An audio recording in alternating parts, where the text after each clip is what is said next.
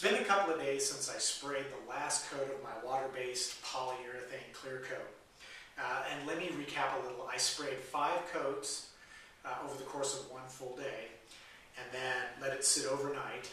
The next day I level sanded the entire surface with 400 grit sandpaper, and then I sprayed an additional 5 coats. So total it's about 10 coats. With the dry sanding it's probably more like 8 coats.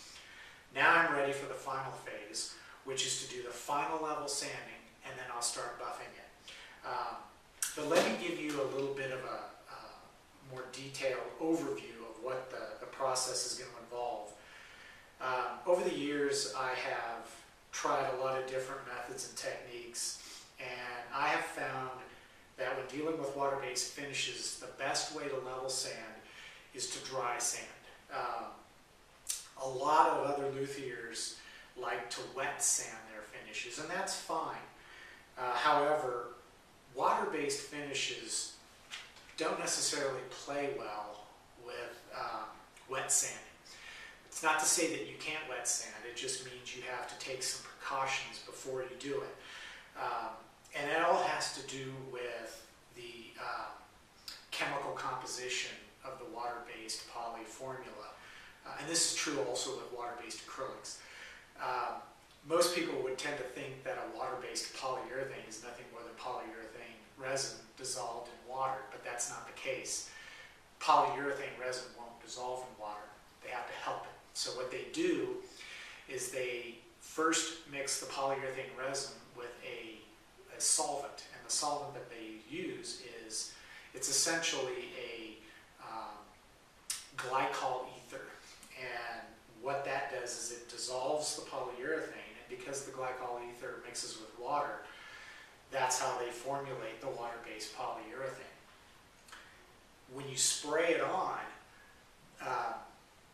it takes about 45 to 90 minutes for the water to evaporate out of the finish, and what's left is a very thin film of glycol ether and polyurethane.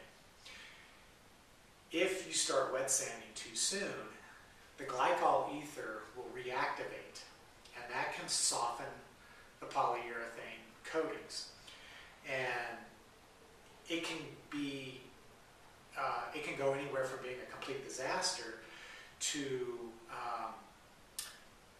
leaving scratches that normally you wouldn't see. If you've had experience wet sanding water-based finishes and you can't seem to get rid of the scratches, it's probably because you started wet sanding too soon after spraying the last coat. You have to wait at least a week, and sometimes even longer. I recommend going as far as 2 weeks, depending on your humidity levels.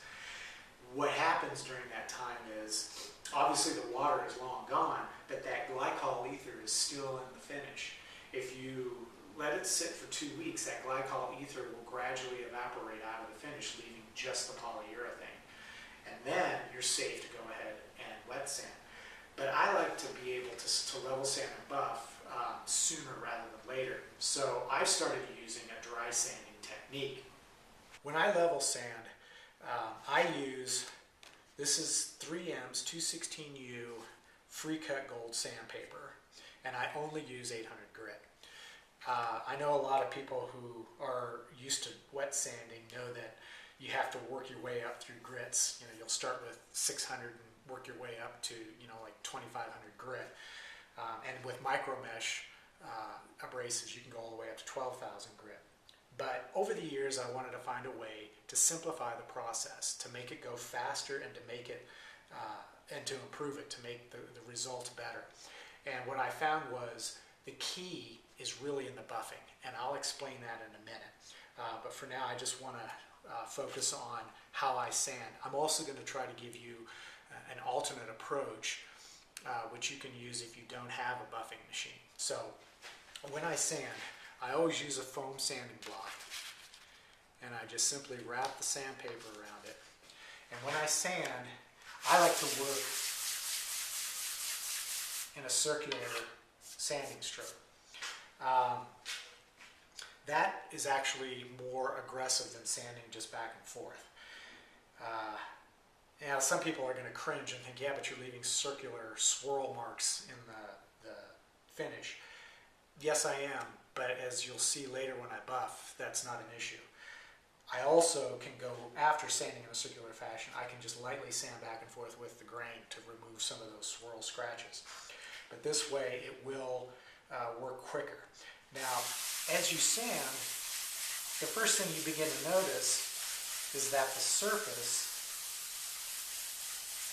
loses some of that sheen that was present when you applied the polyurethane.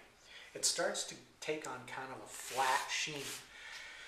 And because this surface has kind of it's almost an orange peel-like effect, the surface will be mostly flat, but you'll notice a lot of little tiny shiny spots. And that's the whole point of level sanding, is we want to sand the surface down so that it's all completely level. So what we're looking to do is to get a uniform, matte, flat sheen across the entire surface. I also try not to apply too much pressure as I'm doing this. If you get close to the edge and apply too much pressure, the sanding block can actually bend over the edge, and that's what causes sand through around these rounded edges. So I just use a little bit more than just the weight of my hand. I apply a little bit of downward pressure, but not too much, and I try to be conscientious of where I am in terms of where my edges are. And once I've got that nice, smooth, flat sheen over all the surfaces, I can then go back and just do a very light, quick touch with the sandpaper along this edge to get it smooth.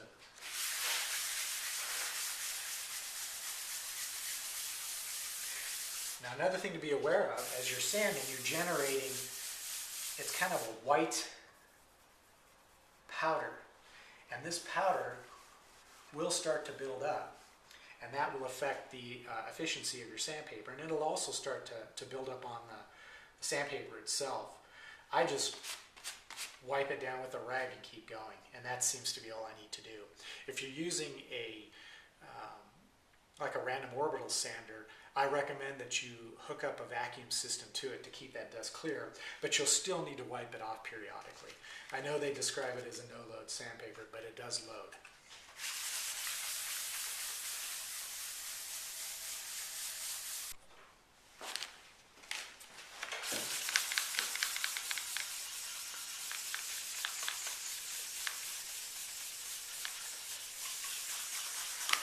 Alright, so once I'm finished sanding with the 800, I can go straight to the buffing machine and buff this out to a high gloss shine. But if you don't have a buffing machine, it is possible to get that same kind of shine buffing by hand. But before you can do that, you're going to need to take it up to a much finer grit of sanding. And since I'm dry sanding, I'm going to use a different kind of product. This is Mirka Abralon pads, and these are available, I think, ranging from 240 all the way to 4,000 grit. They are aluminum oxide and they are waterproof. You can use these with a random orbital sander, or you can do as I do and use it by hand. Now, this is 1,000 grit, and all I would do is just sand like I normally would. And what you're trying to do is take the surface down and smooth out those 800 grit scratches and replace them with 1,000 grit scratches. And this stuff, you can use it dry, but it will start to clog up. And you can wipe it off. You can also just knock it off like that. That's probably the quickest way to clean it, and that does a pretty good job. The cool thing about this stuff is as it gets worn, it actually works better. So, but the nice thing is I can use these Abralon pads on 3 or 4 guitars before they really need to be replaced, which is good because they run about $3 to $4 a piece. So once the surface has gone from that 800 grit flat sheen to a 1,000 grit flat sheen, then I can move on to 2,000 grit, do the same thing again, and then go back with 4,000 grit. Total time for sanding this body should be about an hour, and that's about it. Since I'm only using 800 grit, it's about maybe 30 minutes. I can get the entire body sanded smooth. And then once you get done with, if you're going the hand buffing route, once you're finished with these grits, then you can go and use either a foam polishing pad on a drill. You can buff by hand with rubbing compound. Anything you use, of course, needs to be silicone free. I recommend 3M's Finesse It 2 rubbing compound, McGuire's. They have a line of plastic polishes that work really, really well. So that's what I recommend for getting that high gloss shine. So